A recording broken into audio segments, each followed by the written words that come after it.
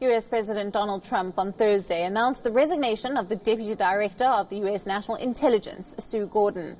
This was followed by another announcement of Joseph Maguire, the Director of the National Counterterrorism Center, to be named as the new NIA chief. Now, taking to Twitter, Trump has mentioned that Gordon's leaving will create a vacuum at the agency that oversees civilian and military intelligence. Now, her resignation will take effect on the 15th of August, the same day as that of the outgoing Director of National Intelligence, Dan Coates. Now, however, the reason behind Gordon's resignation remains unknown. Shortly after Gordon's resignation was announced, Trump tweeted about Admiral Maguire taking over the NIA. Admiral Maguire is also known to have a long and distinguished career in the military, retiring from U.S. Navy only in 2010. Maguire has also served as a National Security Fellow at Harvard University. He has commanded at every level, including the Naval Special Warfare.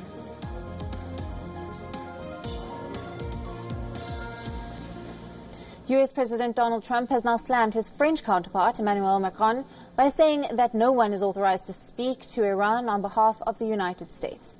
Trump has accused President Macron of sending mixed signals to Tehran over possible talks. In a series of tweets, Trump has said that, and I quote, "Nobody speaks for the United States but the United States itself."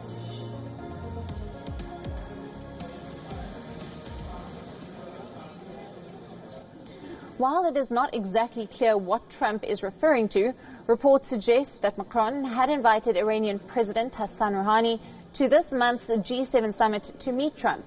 The French government has denied all such claims. European leaders are still trying to diffuse the tensions between Tehran and Washington as the crisis keeps growing in the Gulf. The Iranian nuclear crisis is set to be the talking point of the G7 summit later this month.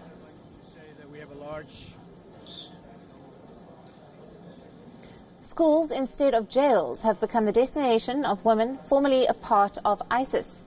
Mother of 5-year-old Zalina Gabibullayeva has said that she was tricked into joining the IS 5 years ago. Thankfully, she received an opportunity to channelize her horrific experience into teaching the next generation the dangers of extremism. Countries around the world continue to grapple with the way to treat citizens who are part of Islamic State caliphate. However, Russia has not only actively repatriated women and children, but also sent some of them to schools in Chechnya to raise awareness. According to President Vladimir Putin, this problem is felt particularly in Russia, which has seen thousands of people leave the country to fight alongside jihadists in Syria. Most of Russia's IS recruits came from Muslim-majority Caucasus republics such as Chechnya, which has been the site of 2 bloody separatist conflicts with Moscow in the 1990s. The women teachers only seek to motivate and mobilize young children against terror in a place notorious for human rights abuse. Мы принесем пользу обществу, мы расскажем нашему подрастающему поколению, чтобы они не наступили на те же грабли, на те же ошибки, которые мы наступили.